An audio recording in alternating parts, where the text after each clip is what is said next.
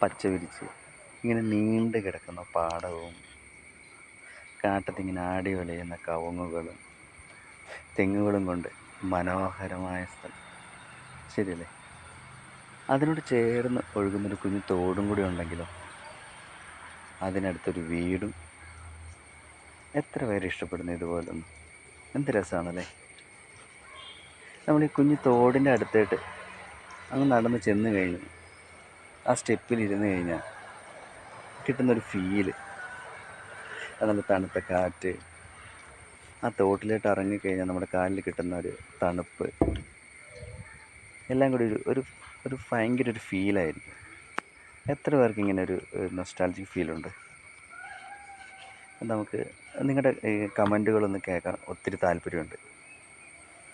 എല്ലാവരും ഒരു കമൻറ്റ് ചെയ്യണേ, നോക്കിക്കഴിഞ്ഞവർ പ്ലീസ്. ആരുടെയൊക്കെ കമൻറ്റ്